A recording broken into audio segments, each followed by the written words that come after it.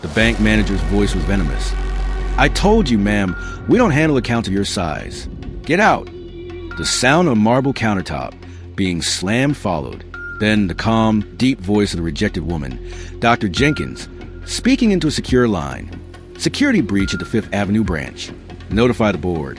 And send my badge and team immediately." The distant sound of approaching sirens was a prelude to the manager's sudden, cold fear. The bank manager frantically looked out the window, seeing a black convoy stopping directly in front of his branch. The realization that his entire career was about to be obliterated by the very woman he just humiliated. The setting was a prestigious high-end Fifth Avenue branch of Capital Union Bank in Midtown, New York. Dr. Aliyah Jenkins, a woman of dark complexion in her late 30s, entered the bank. She wore an elegant but unassuming trench coat and carried a simple leather satchel. She was here to finalize the largest acquisition in the bank's recent history, a $5 billion merger between two rival tech firms, a deal that would ultimately be managed by Capital Union. Dr. Jenkins, who had brokered the deal, was a newly appointed regional CEO for the bank's entire Northeast division, and she was making an incognito assessment of branch operations. She approached the main counter, where a young woman directed her to the branch manager, David Miller. Miller was a middle-aged man who prided himself on his ability to profile clientele. Upon seeing Dr. Jenkins, he dismissed her with a single, patronizing glance. "Excuse me, ma'am," Miller said, not bothering to look up from his spreadsheet. "If you need a simple checking account, the desk around the corner handles walk-ins. We deal primarily with corporate accounts here." Then justice was immediate and clear. Miller's assumption, based purely on her appearance and the absence of outward signs of wealth, was hostile and dismissive. Elijah Vance was a victim silently hurt by the hostile assumption of class and fraudulent behavior, based purely on his complexion. The ominous hint of future reversal was a tablet Elijah was holding. It displayed the final acquisition documents for majority controlling interest in the airline, documents Captain Thorne had no idea existed. Fresh, unique opening style. Focus on the public authority of the pilot versus the silent, absolute authority of the chairman. Dr. Jenkins remained poised. "Mr. Miller, I actually require a private meeting regarding a major corporate account.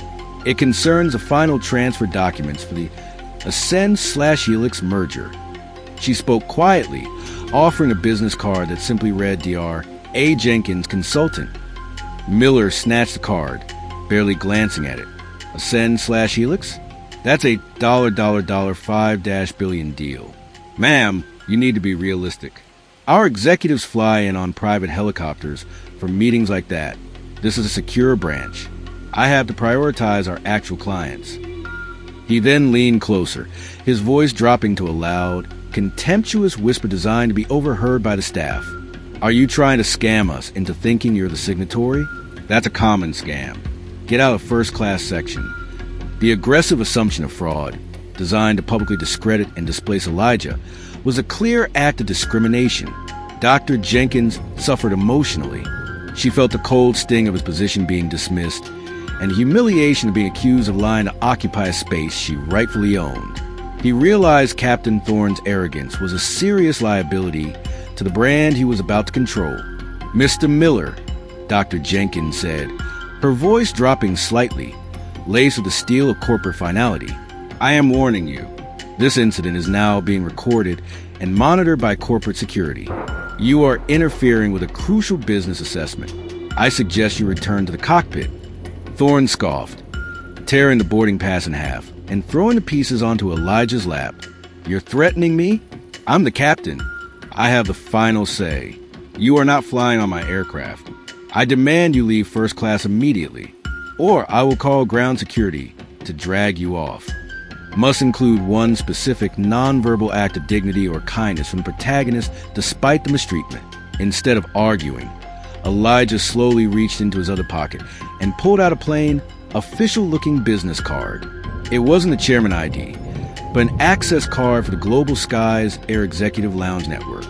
He slid the card into the slot of his seat's entertainment console. The console screen, which had been off, instantly booted up to display the full internal manifest of the plane, a manifest only the highest executives could access. This small, nonverbal act of dignity was his quiet promise that he would endure the abuse but use his network to enforce institutional consequence.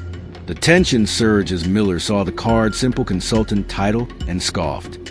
He immediately radioed the bank's sole security guard, Jim, who was an older, patient black man usually stationed near the main entrance. "Jim, escort this woman out. She's loitering and attempting to interfere with bank operations. We don't need any more fraud attempts today," Miller announced loudly, ensuring all the employees in the back offices heard his decisive action. A low-status relative intervened.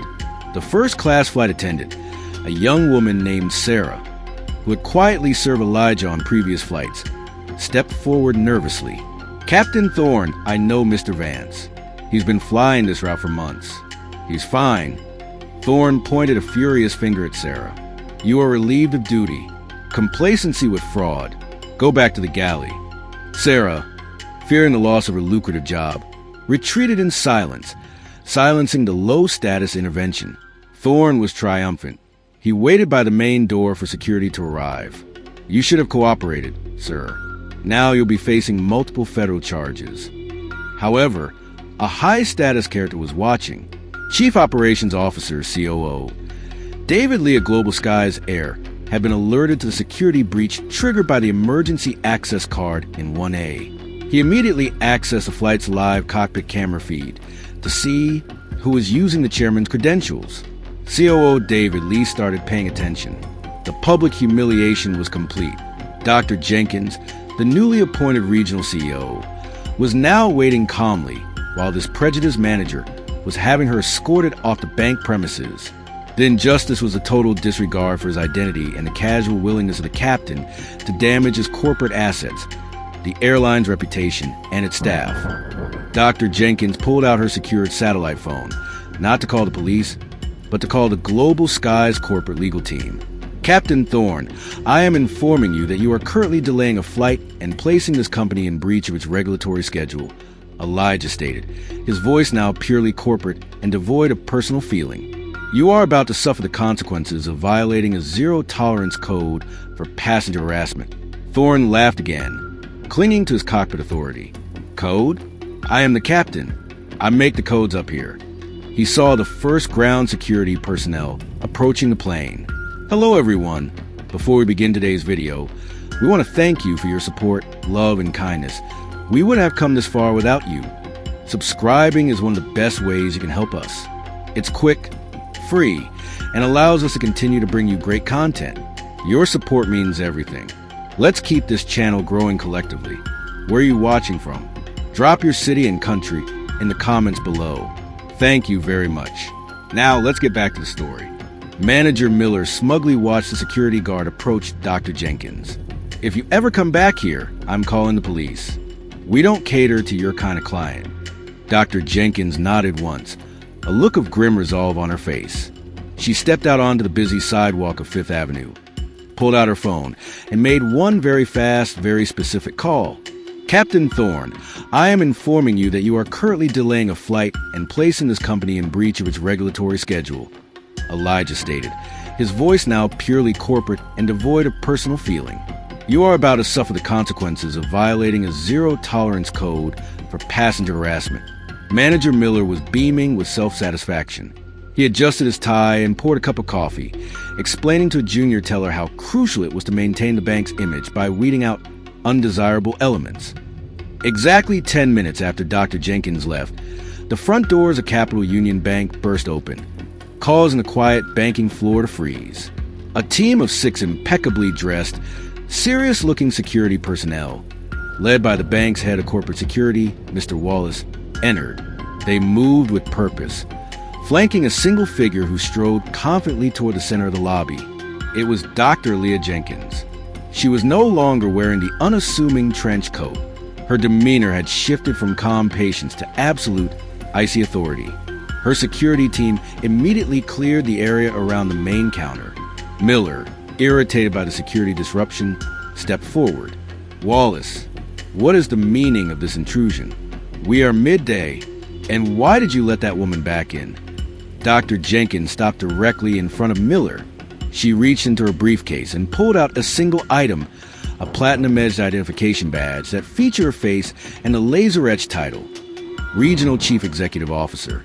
She did not speak. She simply clipped the badge to her suit jacket. Miller stared at the badge. His face, which had been flushed with smugness, drained instantly of all color.